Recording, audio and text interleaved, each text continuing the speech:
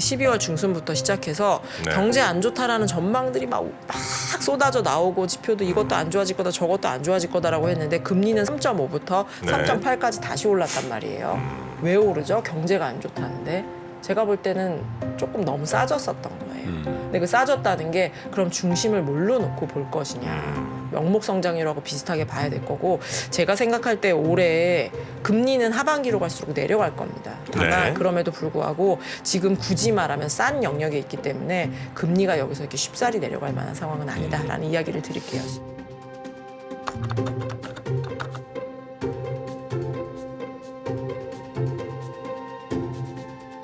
자, 그러면 또 우리 다이어리에 선물을 또 준비해 주신 한 분이 계시죠. 김효진 위원님 모시겠습니다. 어서 오십시오. 네, 안녕하세요. KB증권 김효진입니다. 네, 우리 KB증권의 김효진 위원께서는 또 추천 책을 주시기로 했죠. 네, 근데 오늘 너무 다른 선물이 쟁쟁해가지고 업그레이드를 좀 해야지 되나 약간 고민이 되네요. 아, 네, 그러면 그 저 책에다가 네, 우리 10,000원짜리 하나 시켜주세요. 좋은 방법입니다. 옛날에 책 털다가 보면 10,000원짜리 툭 떨어지고 그랬잖아. 헌책방에 아, 그런 거 헌책방에? 있죠. 네, 아, 잘, 맞아. 예, 쏠쏠합니다. 헌책방 그 주인분들도 항상 그것부터 확인을 꼭 하죠. 그래서 네. 알겠습니다. 자, 우리 김효진 위원님 오늘은 어떤 얘기를 좀 해주십니까? 오늘은 뭐 이번 주에 뭐 고용 지표도 나오고 어젯밤에 ISM 뭐 제조업 지수 FOMC 의사로 뭐 이런 것들이 공개가 됐는데 이제 해가 바뀌었잖아요. 네. 그래서 올해는 뭐를 조금 중심에 두고 우리가 시장을 바라봐야지 경제하고 시장을 바라봐야 되는 건가. 그래서 기준점을 좀 고민해 기준점. 봐야지 될 것 올해 같아요. 지켜볼 기준점. 네. 아, 그 의미 있는데. 네, 의미 있고 네. 얘기가 조금 복잡할 수 있을 텐데 제가 네. 좀 상세히 좀 말씀을 드릴 아, 테니까. 복잡한 거 개념치 마세요. 저 1년 동안 하면서 다 적응, 1년이 아니라 3년 동안 다 적응했어요. 예, 이제 잘 따라오시니까 제가 좀 생각을 좀 한 거를 말씀드릴게요. 그냥 첫 번째 페이지 장표부터 한번 보시겠어요? 저게 유럽, 미국, 한국의 물가 지수예요. 보시면은 꼬리 부분을 보시면 이제 머리를 다 내리고 내려가고 있습니다. 그래서 어제 박병창 이사님하고 저 얘기하신 게 저도 되게 와닿았던 게 어제 정도의 매파적인 FOMC 의사록이면 시장이 좀 두드러 맞았을 수도 있을 것 같은데 네. 괜찮네요. 시장이 좀 민감성이 낮아진 맷집이 좀 생긴 것 같습니다라는 이야기를 주셨는데 저도 비슷하게 느꼈거든요. 어제 FOMC 의사록만 놓고 보면은 이게 되게 끝까지 조금 물가에 대해서 싸우겠다라는 의지를 굉장히 많이 내보냈는데도 불구하고 시장은 왜 소폭이지만 플러스로 마감을 했을까? 물가가 하락하고 있는 게 저는 굉장히 큰 것 같아요. 그러니까 물가가 계속 상승하고 있거나 네. 좀 고원처럼 높은 수준에서 머무르고 있었다라고 한다면 물가도 아직 잡히지 않았을 수도 있는데 이게 또 매파적이야? 그러면은 좀 반응들을 할 수가 있죠. 네. 근데 물가들이 지금 전년 동월비나마 하락한 지는 지금 한 3개월 정도 되어가고 유럽이 가장 늦게까지 좀 물가가 올라갔었는데 어제 발표된 독일의 물가도 10%대에서 8%대로 하락해 있는 지금 그런 상황입니다. 예. 그래서 이제 그런 것 때문에 제가 왜 기준을 좀 말씀드릴게요. 이제 이야기를 드렸냐면 기준은 늘 중요하죠. 기준을 안 생각해도 되는 때가 있나요? 그렇게 보면 그런 때는 없잖아요. 근데 그렇죠. 2022년도에는 이거 쫓아다니느라고 너무 급했던 것 같아요. 물가 어디까지 올라가나? 이번 달 고점이야? 또 아니야. 이번 달 고점이야? 또 아니야. 이러면서 이렇게 쫓아다닐 수밖에 없었어요. 그러면서 물가를 막 이리 쪼개보고 저리 쪼개보고 고용을 이리 쪼개보고 저리 쪼개보고 계속 이렇게 인덱스하게 들어갈 수밖에 없었죠. 네네. 근데 이제 아주 큰 파도는 뭐 앞으로 더 파도가 있겠지만 가장 큰 거는 저는 좀 지나지 않았나라는 생각들을 해요. 그러면 여기서부터는 자 이제 이렇게 뒷공문이 쫓아다니는 건 좀 지났고 그러면 미국 물가로 따지면 미국 물가는 한 몇 프로가 돼야 되는 거야? 또 이번 주에 미국 고용 나오는데 미국 고용은 한 몇 명이 깨지면 힘든 거야? 미국 고용은 누가 뭐를 기준으로 보면서 결정을 하는 거야? 이런 거를 한번 다시 조금 룰 세팅을 할 필요가 좀 있을 것 같습니다. 네. 그래서 제가 기준점을 다시 고민해 보시자라고 하는 굉장히 원론적인 이야기를 드리는 이유는 물가 하락이 그나마 나왔기 때문에 우리가 기준도 다시 고민해 볼 수 있는 거다라는 이야기를 드리겠고 사실 오늘 핵심 키워드로 말씀드리고 싶은 단어는 명목 성장률이에요. 명목 성장률. 네. 성장률도 사실은 몇 프로인지 잘 모르겠는데 명목이라니. 네. 보통 우리는 성장률, 뭐 경제가 뭐 3% 성장했습니다라고 하면은 이거는 물가를 띄고 그냥 실제적으로 3%가 늘었다. 네. 3% 경제가 늘었다라는 걸 할 때 우리가 성장률이 3% 늘었습니다. 아무도 실질 성장률이 3% 늘었습니다. 성장했습니다. 이렇게는 얘기 안 하죠. 그건 안 하죠. 근데 왜 그렇게 얘기하죠? 왜 성장률은 늘 실질을 우리가 대표적으로 썼을까요? 왜냐하면 이제 물가가 혼자 뻥튀기 되면서 늘어나는 경제의 규모는 쳐주기가 좀 어렵기도 성장이 아니죠, 하고 그거는. 네. 그리고 사실은 더 좀 혼용해서 썼던 이유는 별로 두 개가 차이가 없었기 때문이에요. 그러니까 무슨 얘기냐면 차트를 하나 보시겠어요? 네. 제가 몇 개 가져왔는데 이게 미국의 소매 판매라고 해놓고 제가 선이 두 개인데 저 주황색 같은 선으로 되어 있는 게 실질 소매 판매입니다. 그리고 파란색 선으로 되어 있는 거는 가격까지 들어가 있는 명목, 금액으로 본 소매 판매예요. 저 꼬리 부분 말고 그냥 93년부터 한 2020년까지 쭉 보시면 두 개의 선은 그냥 한 몸입니다. 같이 움직여요. 그게 되게 당연한 거예요. 그래서 우리가 굳이 뭐 명목 소매 판매는 얼만데요? 이게 뭐 실질 소매 판매는 어떻고요? 이렇게 같이 움직이는데 같이 굳이 이제 나눠서 말씀드릴 이유가 없는 거죠. 그런데 저 끝에 끄트머리 부분을 보시면 그냥 언뜻 눈으로 봐도 한 10 정도는 차이가 납니다. 그러니까 실질로 개수로 따진 소매 판매는 올해 작년이죠. 작년 봄부터 성장이 없어요. 그래서 자꾸 사람들이 경제가 안 좋은 것 같아. 기업의 오너들은 야 주문 몇 개 들어왔냐? 다이어리 주문 몇 개 들어왔어? 그러면 30개 들어왔습니다. 그러면 작년에 50개인데 30개야. 성장이 안 됐습니다. 네. 그래서 김 의원이 저 책을 3권이나 선물했는데 이제 10,000원씩 개수가 안 늘어요. 네, 10,000원씩 근데 끼워보도록 금액을 하겠습니다. 우리가 그게 있었구나. 우리가 네. 인플레이션을 반영을 안 한 거지. 그러니까 우리 가격- 개수는 안 늘었는데 예를 들면 저거 가격을 4만 원 올렸으면은 네. 그건 더 매출이 올랐겠죠. 같았을 수도 있죠. 그렇죠. 네. 매출은 더 늘 수도 근데 이제 있죠. 좋은 일로 하시니까 가격을 막 이렇게 안 올리신 계속 안 거잖아요. 올린 거죠, 예, 안 3년째. 올리신 건데 이제 저희처럼 이렇게 좋은 일을 하려고 하는 분들은 가격을 조금이라도 그냥 염가에 저렴하게 해서 많은 분들이 사셨으면 좋겠다라고 그렇죠. 생각을 한 거고 기업은 사실은 그렇게 하긴 어렵습니다. 야 인건비도 올라가고 가격도 올라가는데 10,000원으로는 미치는 장사는 못하지. 미니멈 15,000원은 가야지. 뭐 이런 생각을 했던 거예요. 그렇죠. 그래서 다시 한번 차트의 꼬리 부분을 봐주시면은 개수는 안 늘었는데 가격까지 P 곱하기 Q 가격까지 한 거는 계속 좋았던 거예요. 그래서 지금까지도 기업 실적이 막 1년 동안 경기 침체 얘기한 거에 비해서는 왜 괜찮지? 그러면은 그 사장님들이 아우 또 막 위기 경영한 거야? 그렇지 않아요. 개수는 늘지를 못한 거예요. 그런데 금액까지 올라간 금액까지 따지니까 괜찮았던 겁니다. 그래서 사실은 2022년도에 경제 판단에 대해서 저도 가끔 좀 잘못된 해석도 드렸고 시장에 대해서 여러 이야기하시는 여러분들도 조금 빗나간 이야기들도 하셨어요. 근데 거기는 그거에는 뭐 지표에 대한 해석도 뭐 중요하고 시장 분위기도 중요하고 다 중요하지만 실제 개수가 안 늘은 것과 금액까지 쳤을 때는 괜찮은 이 명목하고 실질하고의 괴리가 제가 볼 때는 사람들을 막 혼란스럽게 했던 것 같아요. 그래서 이게 되게 혼란스럽게 했는데 제가 보니까 그래서 만약에 이번 주에 발표되는 고용 지표도 마찬가지인 것 같아요. 지금 내년도 그러니까 2023년도죠. 2023년도에 월가에서는 미국의 경제 성장률이 0.3% 성장할 거라고 지금 바라보고 있어요. 네. 성장 못하는 거예요. 성장을 못하는 건데 어제 발표된 고용 지표 같은 경우에는 괜찮았습니다. ISM 제조업 지수 안에 고용 세부 항목이 있거든요. 근데 기준선을 상회하는 수준까지 다시 올라갔어요.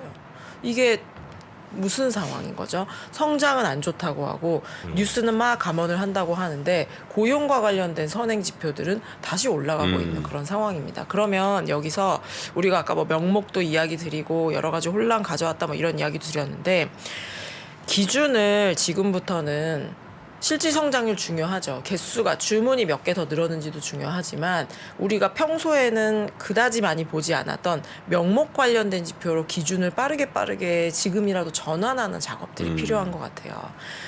무슨 얘기냐면 이 그림을 보시면서 설명을 좀 마저 드리면은 명목 뭐 그래서 저 얘기를 하나 보다라고 생각하실 수도 있습니다.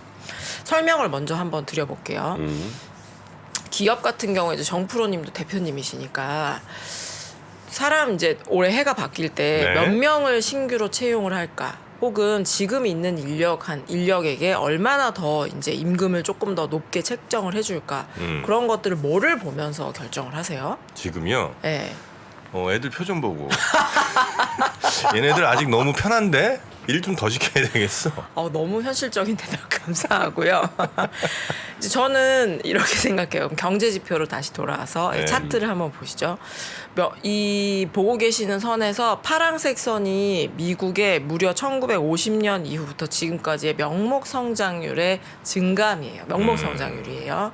저 까만색 선은 뭐냐면 미국의 고용이 늘어나거나 임금을 올려준 거를 합한 거예요. 그런데 제가 다시 한번 뒤에서 자세히 차근차근 설명드릴게요. 두 개의 선이 어떻게 움직이는지부터 한번 봐주시겠어요? 굉장히 비슷하게 움직이지 않나요? 뭐 저거는 뭐 굉장히 비슷한 정도가 아니라 그냥 같이 움직이죠. 네. 근데 저게 70년 동안의 차트인데 저렇게 어긋남 없이 같이 움직이는 것도 되게 어려운 것 같아요. 그러니까 정프로님은 굉장한 인사이트를 가지고 구성원들의 표정을 보고 그 온도를 읽어내시지만 대부분의 네. 그냥 일반적인 인사이트가 좀 작은 네. 기업의 사장님들은 우리 매출 얼마 늘었어? 매출이 이익도 중요하지만 이제 매출이 늘어난 만큼 그러면 이제 매출도 늘었으니까 한 명씩 팀에다가 더 TO를 주자라고 결정을 하던지. 그게 접니다. 예. 아주 일반적인 인사이트요. 네. 김프로님 그렇게 김프로님. 하시잖아요. 네, 네. 김프로님 그렇게 하시고. 근데 사람을 보는 건 내년도에 이제 아무리 그래도 경제가 우리가 지금 매출은 좋은데 내년 좀 줄 수도 있으니까 지금 있는 분들 조금 한 1%씩 2%씩 이렇게 임금을 올려서 사기 진작을 하자. 이제 이런 식으로 운영을 해왔다라는 거죠. 근데 제가 저게 1950년부터 무려 70년 동안의 차트입니다라고 강조를 드렸던 이유가 네. 1950년 이후에는 어떤 일이 있었냐면은 전쟁 직후도 들어있고요. 그리고 1970년대 글로벌 인플레이션도 들어있고요. 굉장히 여러 차례 경기 침체도 들어있어요. 이게 되게 그러니까 판이 여러 번 바뀌었다라는 거죠. 판이 굉장히 여러 번 바뀌었음에도 불구하고 기업의 고용이 얼마나 늘어나고 있는가, 얼마나 늘어나는지는 우리가 뭐 성장률이 중요합니다, 뭐 인구가 중요합니다, 은퇴가 되게 중요해요. 그리고 사람들의 이 인식이 되게 중요합니다. 우리가 굉장히 여러 가지 설명을 갖다 넣어서 했지만 무엇을 기준점으로 보고 삼을 수 있겠느냐라고 하면 그냥 굉장히 심플하게 명목 GDP가 훨씬 미국의 고용이나 임금 증가에 대해서 잘 설명을 하더라라는 겁니다. 네. 그러면 올해, 그러니까 작년이죠. 작년에 미국 고용이 어땠나요? 좋았단 말이에요. 코로나도 거의 좀 끝물인 것 같고 경제적으로는 리오프닝이 좀 상당 부분 진행된 것 같고 미국의 테크 기업들이 작년 한 봄부터는 우리 감원해야 될 것 같아 이런 이야기들을 했었는데 미국 고용은 왜 좋았을까요? 저 차트의 말미를 봐주시면은 미국의 명목 성장률이 10%였기 때문입니다. 미국의 명목 성장률이 90년대 이후로 평균을 해놓고 보면 4.5% 정도가 되거든요. 근데 그거의 2배가 넘는 거죠. 10%가 넘는 명목 성장률을 계속 보였기 때문에 미국 기업들 입장에서는 매출이 계속 느는 거예요. 그래서 그래 앞으로 내다보면은 고용을 좀 줄이는 게 맞기는 한데 매출이 늘기도 했고 저렇게 현장에서 사람이 없다고 하니까 우리가 그래도 좀 사람을 더 뽑아야 되지 않을까 이런 결정을 CEO들이 내렸던 거는 명목 성장률이 높아서 그랬던 거다. 근데 그 약간 좀 바보 같은 게 지금 명목 성장률이 전년 대비잖아요. 네. 전년이 마이너스였잖아요. 네. 전년이 마이너스니 당연히 올해는 막 10%씩 나오는 게 당연한 거 아니에요? 작년에 사람을 줄였는데 얼마나 채울 거냐에 문제가 있는 것 같아요. 그러니까 2021년도 정확한 지적이신 것 같은데 2020년도에는 명목 성장률이 마이너스였잖아요. 네네네네. 근데 고용은 안 줄이고 마이너스 성장만 갔다 왔다라고 한다면 이 갭이 만약에 생겼다라고 한다면은 우리 매출은 올라갔지만 그거는 저건 그냥 뒤로 굴렀다 앞으로 굴른 거고 사람은 그대로니까 사람을 더 뽑는 건 말이 안 되는 네네네. 거죠. 근데 2020년에조차 우리 명목 코로나 같은 것들이 있었지만 명목 성장률도 안 좋았고 거기에 합당한 수준으로 고용이 내려가고 우리가 임금을 깎았기 때문에 그거는 다시 제자리로 돌려왔었어야지 되는 겁니다. 그러면 그 이야기를 하다 보니까 되게 재미있는 게 많네요. 코로나 때는 사람을 몇 명을 가슴 아프지만 일단 내보내는 게 맞았던 선택이었을까요? 그거는 사실은 경제랑은 좀 상관없이 질병이라는 황당한 사건이었었던 거잖아요. 네. 그런데 차트를 한번 다시 띄워봐 주시면 그렇게 우리가 팬데믹이라는 단어 저는 사실 처음 알았었는데 그때도 저 2020이라고 써 있는 데를 보시면은 까만색 선과 하늘색 선은 구분이 안 될 정도로 굉장히 같습니다. 사장님들은 팬데믹 같이 황당한 사건에도 불구하고 매출이 얼마나 줄어드는지, 그러니까 제가 명목 성장률이라는 단어로 이야기 드리지만 기업으로 따지면 매출하고 같은 거거든요.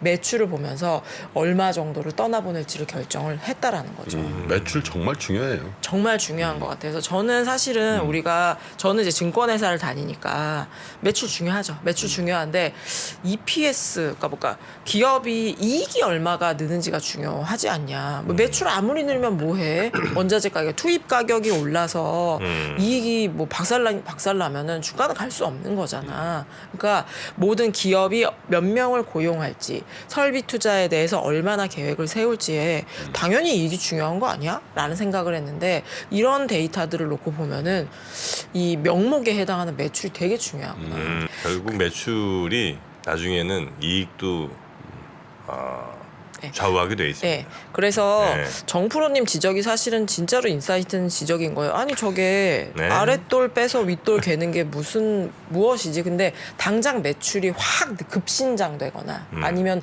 급격하게 쪼그라드는 데는 CEO들이 반응을 한다는 맞아요. 거죠.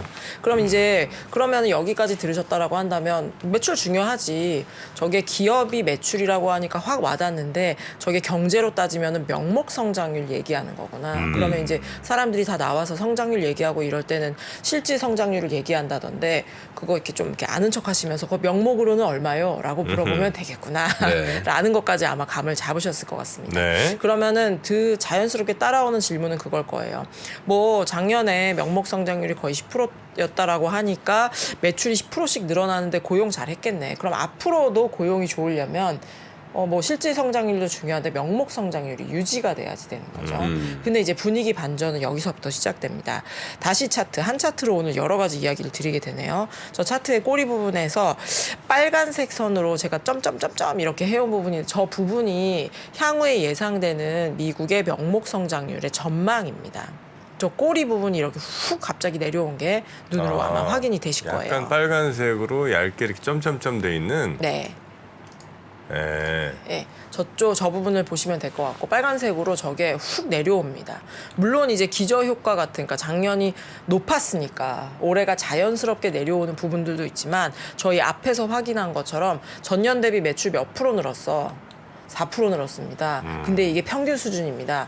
평균을 갖고 오면 어떻게 작년에 10% 늘었는데 올해 4% 늘면은 우리 회사가 어떻게 되는 거야? 라고 질책을 받을 만한 수준이기는 해요. 게다가 이제 올해 상반기까지, 올해 1분기, 2분기 정도까지는 그래도 평균을 훨씬 웃돌아야 한 7, 8%는 나옵니다. 네. 나오는데 올해 하반기부터는 평균에 근접하거나 평균을 밑돌게 돼요. 그래서 지금 이제 이번 주에 미국 고용이 발표가 되겠고 이게 또 한번 시장에 약간의 결을 바꾸지 않을까 굉장히 여러분들이 고민을 하고 계신데 네. 저게 저는 미국 고용과 관련해서는 짧게 잡아도 봄까지는 아니면 여름까지는 그렇게 깨지는 숫자가 나오지 않을 가능성이 고용이? 높은 거예요. 네. 높은 거고 그게 뭐 사람들 고용도 많이 했다 그러고 테크 기업들도 계속 감원을 한다는데 어떻게 그럴 수 있습니까? 뭐 여러 가지 복잡한 설명도 드릴 수 있지만 가장 심플하게는 명목 성장률이 상반기까지는 버팁니다. 명목 성장률이 평균 하회하는 수준까지 쭉쭉쭉쭉, 그러니까 CEO 분들의 마음이 쪼그라드는 수준까지 내려오는 거는 봄이 넘어가야 됩니다. 네. 라는 대답이 가능한 거죠.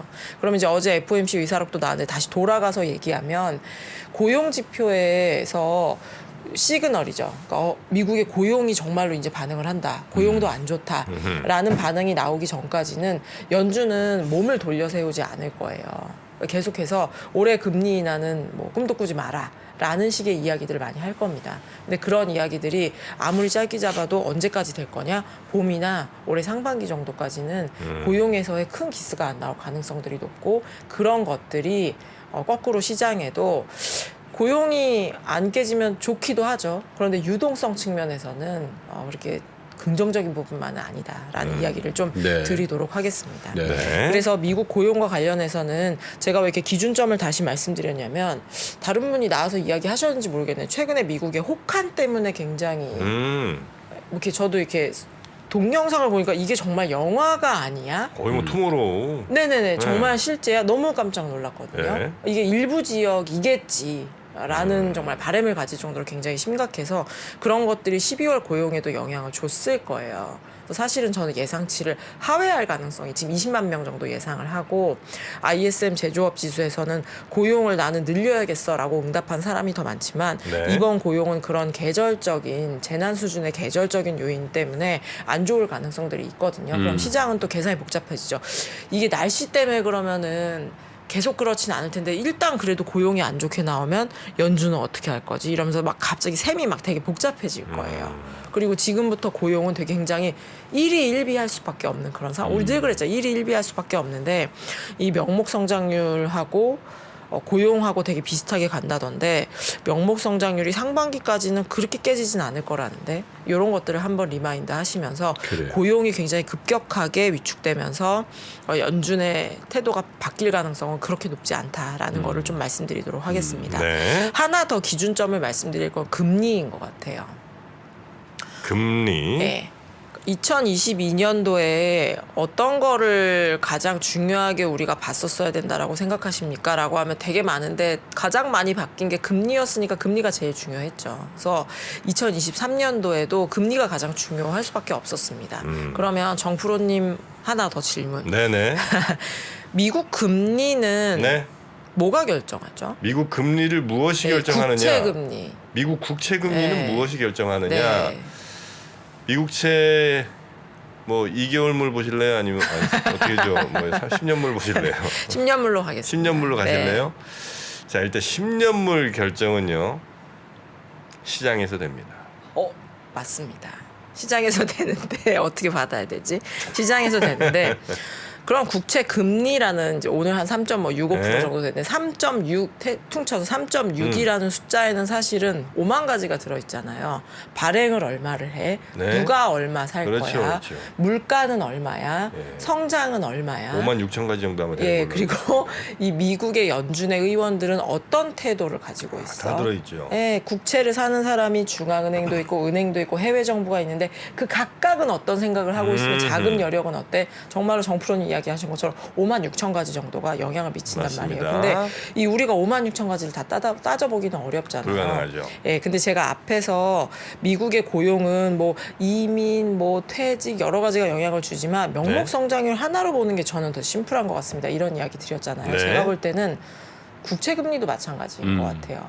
이 5만 6천 가지를 따지다가 작년에 저희가 너무 머리가 아팠는데 그러면 이 기준점은 가장 심플하게 하나만 보라 그러면 뭘 볼 거냐? 저는 이것도 명목 성장률. 성장률을 봐야죠. 예, 라는 생각, 명목 성장률. 명목 성장률을 예, 봐야죠. 라는 생각이 듭니다. 네. 이렇게 도돌이표처럼 해서 굉장히 머리가 좀 아프네요. 그러면 이것도 차트를 한번 보시겠어요? 네. 저 보고 계시는 선에서 파란색 선 더 굵게 되어 있는 게 미국의 명목 성장률입니다. 그리고 검정색 선으로 되어 있는 게 미국 국채 10년물이에요. 1965년부터의 연간 차트입니다. 그러면 군데군데 좀 다르게 간 데들도 있어요. 네. 그런데 이렇게 눈으로 보면은 얼추 큰 괴는 아까 미국의 고용도 명목 성장률하고 되게 비슷하게 움직이더니 미국의 금리조차도 성장률하고 되게 비슷하게 움직이는구나라는 거를 감을 아마 잡으셨을 것 같습니다. 근데 그렇습니다. 저 차트를 눈을 이렇게 쭉쭉쭉쭉 따라가 보시면은 네. 저 01이라고 써 있는 데가 2001년도거든요. 네. 2001년도부터는 저게 뭐 큰 괴가 맞는다라고 보기는 하는데 저 정도면 사실 명목 성장률로 보고 따라가기는 조금 어려운 거 아닙니까? 좀 벌어지긴 하네요. 네, 벌어지죠. 그리고 특히 뭐 80년대, 90년대는 정말로 이게 위냐 아래냐 정도는 맞출 수가 있었을 것 같은데 위원님 뭐 말씀하시는 건 알겠는데 2000년 이후부터는 사실은 저게 아주 뭐 5만 6천 가지 정도에서 한 10개 정도만 담당하고 저걸로 보기엔 좀 어려운 것 같습니다. 라는 지적을 많이 하실 수도 있을 것 같아요. 네. 하실 수도 있고 실제로 그래서 그 금리 명목 성장률 하나 보면은 맞추면은 나도 네. 하겠다라고 생각하실 수도 있죠. 그 저 2000년대 이후에 명목 성장률하고 미국 국채 금리가 조금 다르게 가는 거를 놓고서는 저게 금융 기술이 너무 좋아져서 명목 성장률하고 금리하고 좀 다르게 놀기 시작한 거다. 그리고 물가가 워낙 2000년도 이후에는 이 명목 성장률이라는 거는 그 이야기를 드렸어야 되네. 명목 성장률이라는 게 뭡니까? 실제 성장률에다가 물가를 더한 거예요. 그렇습니다. 산수가 꼭 같진 않지만 대체적으로 그렇게 간다라는 거죠. 근데 물가가 너무 낮으니까 이 명목 성장률보다는 실제 성장률에 금리가 더 많이 반응하기 시작했던 거예요. 그래서 저렇게 명목 성장률 중요하죠. 중요한데 저거랑 금리랑 하나만 놓고 보기에는 좀 부족합니다라는 이야기가 나왔을 거예요. 그런데 지금 저물가라는 단어가 한 2, 3년 만에 쓰니까 굉장히 생소하네요. 저물가라는 단어는 우리가 생소하게 느낄 정도로 아무도 쓰지 않아요. 다시 고물가의 시대가 왔단 말이에요. 그리고 미국의 고용조차 저게 앞으로 두 바퀴 굴렀다 뒤로 두 바퀴 굴리는데 저렇게 정말 미국의 CEO들이 고용을 결정한다라는 거야? 결정을 한다라는 거예요. 명목으로 보는 지표들이 여전히 중요하고 제가 볼 때는 다시 중요해질 거라고 생각해요. 네. 그러면 저 2000년대 이후에는 미국의 금리를 바라볼 때 명목 성장률 중요하긴 한데 별로 덜 중요해졌다라고 한다면 지금부터는 저는 다시 중요해질 거다라고 생각을 하는 거고 그러면 뭐 1970년대 이후부터 뭐 1980년대 이후부터 이렇게 산수로 계산을 해보면 미국의 금리가 요 정도 성장에서는 요 정도가 중심점으로 볼 수 있을 것 같습니다. 그런 걸 역으로 우리가 산수를 계산해 볼 수 있는 거잖아요. 네. 제가 볼 때는 금리는 좀 위쪽을 가르치고 있어요. 무슨 얘기냐면 요 점점점점으로 되어 있는 차트를 보시죠. 이런 차트는 머리 아프실 수도 있어요. 제가 말로 설명드릴게요. 저 점들이 뭐냐면 네. 성장이 그러니까 한 3% 성장할 때 금리는 몇 프로였는지를 나타내는 그 해마다의 궤적입니다. 1980년대부터 제가 지금까지를 다 찍어본 거예요. 네네. 그러면 저게 같은 성장에 비해서 금리가 굉장히 높았던 해도 있고요. 같은 성장에 비해서 금리가 낮았을 때도 있지만 네. 저 가운데 점점점점 선이 뭐냐면 중심축인 거예요. 그러니까 금리는 다른 요인들에 의해서 높을 때도 있었고 체력에 비해서 높을 네. 때도 있었고 낮을 때도 있었지만 저 중심축에서 근접하게 움직인다라고 보시면 왜냐하면 저 중심축에 훨씬 많이 몰려 있는 게 눈으로 확인되시죠. 제가 빨간색 점을 하나 딱 찍어놨는데 그게 지금입니다. 현재 금리를 점을 찍은 거고요. 올해 예상되는 미국의 명목 성장률을 제가 점으로 갖다 찍어 놓은 거예요. 네. 그러면 저게 저 파란색 점점점점 되어 있는 선 중심축에 만나 있다라고 한다면 지금 올해 명목 성장률 미국이 한 4.5% 될 것 같은데 맞아. 체력에 맞는 금리야. 그러면은 경제가 좀 안 좋아지면 내려갈 수도 있고 높아갈 수도 있지만 네. 이게 균형 가격이야 라고 이야기할 수가 있는 거죠. 반면에 저 선 위에 올라가 있으면 지금 시장이 쫄았네. 중심보다 그러니까 비싼 거예요. 네. 밸류에이션을 굳이 해보자라고 한다면은 채권 가격 지금 비싼 거야. 시장 쫄은 거야. 금리 내려갈 수 있어 라고 네, 해야 네, 되는 네. 건데 저 선보다 빨간색 점이 아래에 있습니다. 그러면 네. 시장에서는 금리를 밀어 올리려는 힘들이 남아 있다라는 거예요.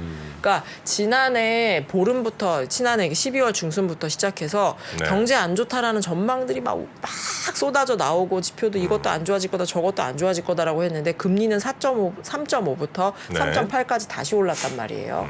왜 오르죠? 경제가 안 좋다는데 제가 볼 때는 조금 너무 싸졌었던 거예요. 근데 그 싸졌다는 게 그럼 중심을 뭘로 놓고 볼 것이냐. 명목 성장률하고 비슷하게 봐야 될 거고 제가 생각할 때 올해 금리는 하반기로 갈수록 내려갈 겁니다. 다만 네. 그럼에도 불구하고 지금 굳이 말하면 싼 영역에 있기 때문에 금리가 여기서 이렇게 쉽사리 내려갈 만한 상황은 아니다라는 이야기를 드릴게요. 시간이 다 됐는데 네. 제가 오늘 막 명목 성장률, 매출 여러 가지 비율을 섞었지만 오늘 한 얘기가 그렇게 간단한 이야기는 아닙니다. 그런데 명목 성장률이 얼마나 지금 몇 프로냐, 얼마나 빨리 내려갈 거냐가 미국의 고용도 결정하고 금리도 결정할 거기 때문에 때문에 네. 우리가 성장과 관련된 기준점은 명목 성장률. 그래서 올해 제가 앞으로 계속 나오면서 명목 성장률이 어떻게 되고 있습니다라는 이야기를 많이 드릴 텐데 네. 오늘 한 이야기랑 매치를 해서 보시면은 네, 시장이랑 경제를 온도를 체크하는 데 훨씬 더 도움이 되시지 않을까라는 이야기로 마무리하겠습니다. 그 명목 성장률과 이제 금리의 움직임이 이제 같이 가다 2000년부터 벌어지지 않습니까? 네. 정프는 여기서 이제 양적 완화를 가장 큰 요인으로 잡고 있거든요. 그것도 영향이 커요. 양적 네. 완화는 2010년부터이기는 하지만 그런 것도 사실은 이 관계를 네, 어그러뜨리는데 점점 돈이 많이 풀리면서 네. 금리랑 성장률이 안 맞기 시작했다. 네. 그리고 나서 연준의 어떤 회초리 같은 것들이 이 시장 금리랑 성장률과 안 맞는 또 이 괴리가 벌어진 일이 발생했기 때문에 요건 제가 한번 나중에 따로 한번 저 강의를 가든지 아니면 네네네. 여기서 좀 말씀 좀 드리도록 하겠습니다. 알겠습니다. 혹시 기대하겠습니다. KB에 그 저 강의실 있으면 하나 좀 비워놔 주시고요. 알겠습니다. 예약할게요. 아, 그래서 이제 미국 금리가 급등을 했구나. 그렇죠. 급등. 아유 형님 금리 언제 하면 이건 시간이 좀 필요합니다. 이건 그냥 1, 2분에 될 얘기는 아니니까요. 저희 칠판하고 강의하고 빔 프로젝트하고 다 준비하도록 하겠습니다. 네, 거기 저 안내하시는 분들도 꼭 좀 부탁드리고요. 근데 이제 강의장을 네. 약간 화장실 근처에 좀 형님. 강의장을 저희 내빈실을 멀면 잘, 이제 네, 내빈실 잘 준비할게요. 이건 아니죠. 장착돼 있는 데면 더 좋아요. 알겠습니다. 일단 오늘 시간 다 됐으니까 김효진 위원은 여기서 보내드리겠습니다. KB증권 김효진 연구위원님 대단히 고맙습니다. 네, 감사합니다. 감사합니다.